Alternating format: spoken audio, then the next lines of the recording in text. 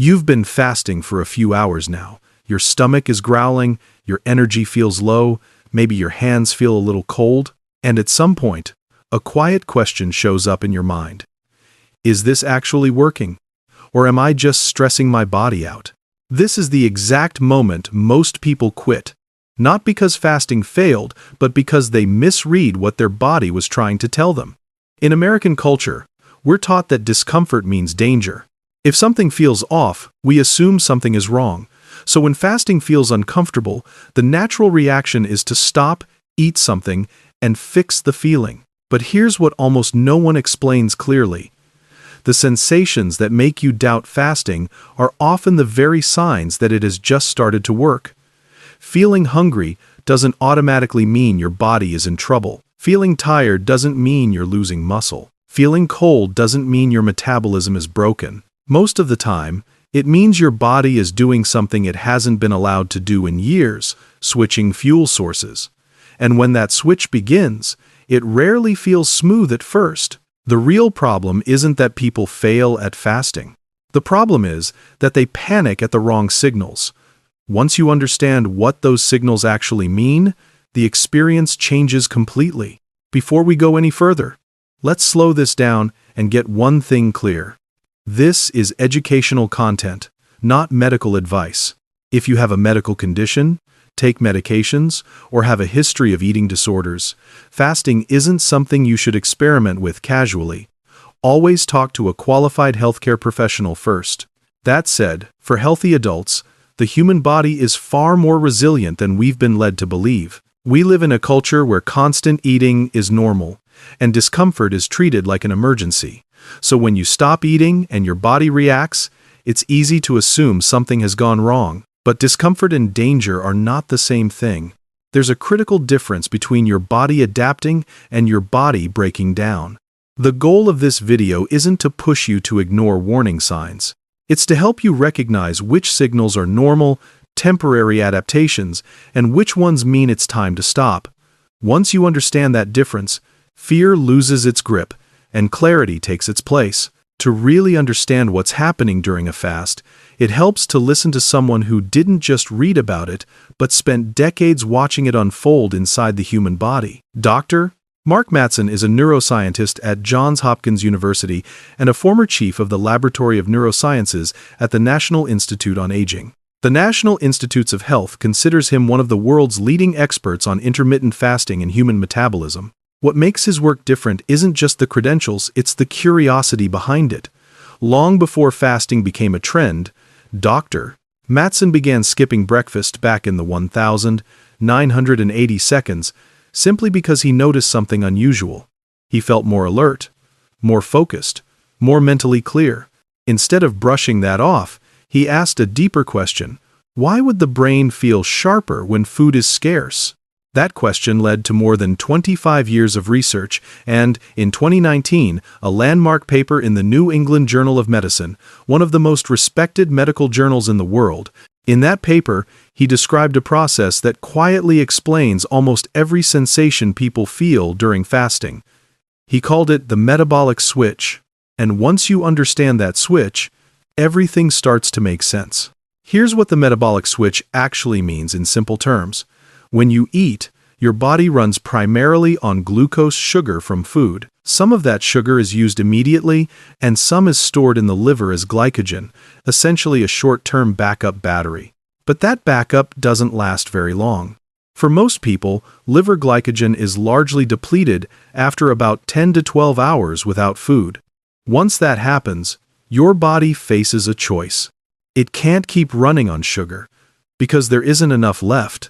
So it shifts to its secondary fuel system, fat. When fat is broken down, the liver converts it into molecules called ketones, which can be used by your muscles and, importantly, your brain.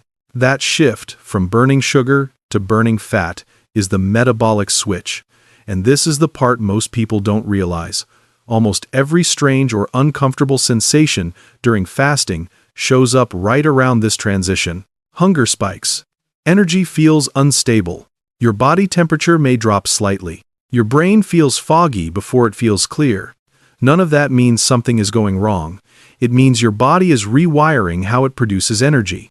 For people who eat frequently, that switch rarely flips. Meals and snacks keep them locked into sugar-burning mode. Fasting simply gives your body the uninterrupted time it needs to access a system it was designed to use. Once that switch turns on, the signals start to make sense if you know how to read them. One of the first things people notice during a fast is that hunger doesn't behave the way they expect it to. You might assume it will keep getting worse the longer you go without food, but that's not how the body actually works.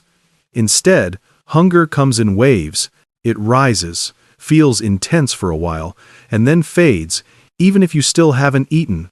That pattern alone is a sign your body is functioning normally. Hunger is driven by a hormone called ghrelin, often called the hunger hormone. What most people don't know is that ghrelin doesn't increase endlessly. It spikes at the times you usually eat and then drops back down.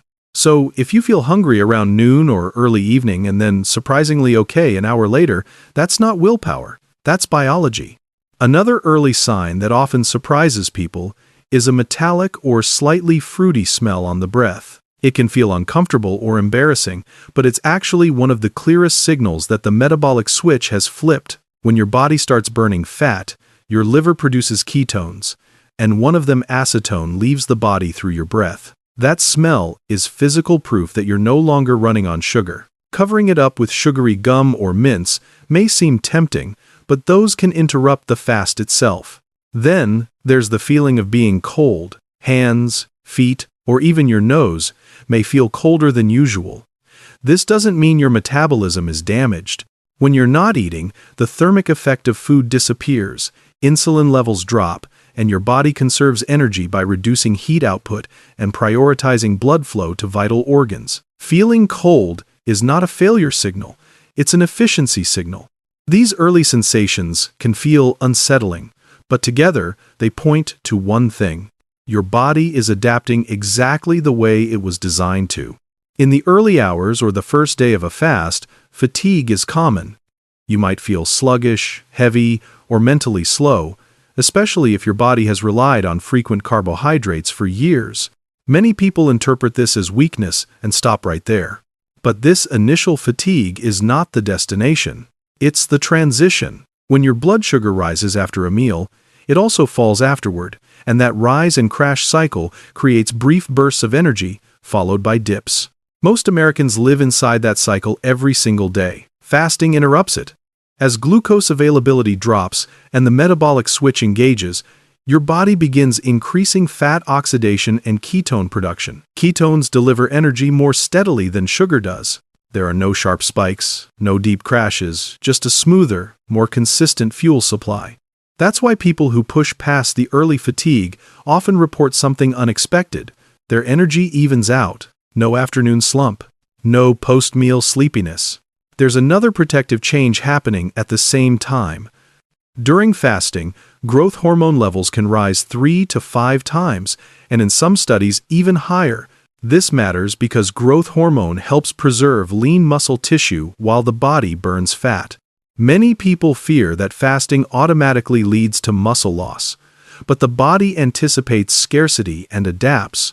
Research published in Diabetes showed that when growth hormone was blocked during fasting, muscle breakdown increased dramatically. When it wasn't blocked, muscles were largely protected. This is not your body wasting away. This is your body conserving what matters. The fatigue you feel at first is your system learning a new rhythm. And once it finds that rhythm, energy stops feeling chaotic and starts feeling reliable. At some point during a fast, many people notice something unsettling before they notice something powerful. Their thinking feels slow, concentration drops, words don't come as easily. It can feel like a mental fog has rolled in. For someone new to fasting, this is often the moment they assume it's harming their brain. But that fog is temporary, and it has a very specific cause. Your brain normally relies heavily on glucose. When glucose availability drops and ketone production hasn't fully ramped up yet, there's a short adjustment period. Once ketones become available, something remarkable happens. Ketones cross the blood-brain barrier and provide a steady, efficient fuel source for neurons. Unlike sugar, which rises and falls, Ketones burn cleanly and consistently. That's why many people report sharper focus, calmer thinking, and improved mental clarity once this transition is complete. There's another layer to this that makes fasting especially interesting from a neuroscience perspective. During fasting, levels of brain-derived neurotrophic factor, or BDNF, increase. BDNF supports neuron health and helps the brain form new connections. Higher BDNF levels are associated with improved learning, memory, and cognitive resilience. Dr. Mattson has often pointed out that this makes sense from an evolutionary standpoint. If hunger made our ancestors mentally dull, they wouldn't have survived. They needed to be alert, focused, and resourceful precisely when food was scarce. So, the human brain evolved to perform well in a fasted state, not collapse under it. If you've experienced that shift from fog to clarity, that's not imagination or placebo. It's your brain switching to the fuel system it was designed to use under pressure. And once that switch stabilizes, mental performance often feels smoother, calmer, and more reliable than it did before. Here's one of the most counterintuitive experiences people report during fasting. After pushing through the first day, hunger doesn't always get worse. In many cases, it actually fades. That surprises people, because we've been taught that not eating should make hunger intensify endlessly. But hunger is not a straight line. It's regulated by hormones and expectations, not just an empty stomach. Ghrelin, the hormone that drives hunger, tends to spike around the times you're used to eating. Once those expected meal times pass repeatedly without food, ghrelin levels begin to drop. Your body stops anticipating a meal that never comes. At the same time, ketone levels stabilize, and ketones have a natural appetite-suppressing effect.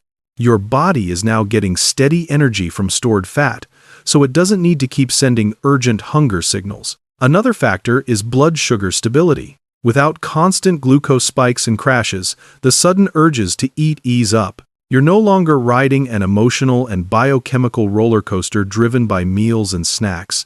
This doesn't mean hunger disappears forever, and it doesn't mean fasting should feel effortless. It means your body has recognized the new fuel source and adjusted its signaling accordingly. This is often the moment people realize they were fighting hunger that wasn't actually an emergency. If you notice that hunger feels quieter after 20 to 24 hours, that's not your body shutting down. It's your body settling into a different metabolic rhythm, one that prioritizes efficiency over urgency. Some changes during fasting don't show up as sensations like hunger or fatigue. They show up in places people don't immediately connect to metabolism, like the skin and emotions. A small number of people notice temporary breakouts, mild rashes, or changes in skin texture during the early stages of fasting. That can feel alarming, especially if you're used to thinking of clear skin as a sign of health. But temporary skin changes don't automatically mean something is wrong. When your body begins burning stored fat, compounds that were previously tucked away in fat tissue can be released into circulation. Your liver processes most of this, but your skin can act as a secondary exit pathway. At the same time, fasting activates autophagy, a cellular cleanup process where damaged components are broken down and recycled. This process increases significantly after roughly 24 to 48 hours without food. Deep cleaning rarely looks neat in the middle. Mood changes can also surface. You might feel irritable, restless, or emotionally sensitive. During fasting, cortisol and norepinephrine rise slightly. These hormones increase alertness and readiness, but they can also make emotions feel closer to the surface. From an evolutionary standpoint, this makes sense. When food was scarce, emotional numbness wasn't useful. Awareness was. These shifts usually stabilize as the body adapts.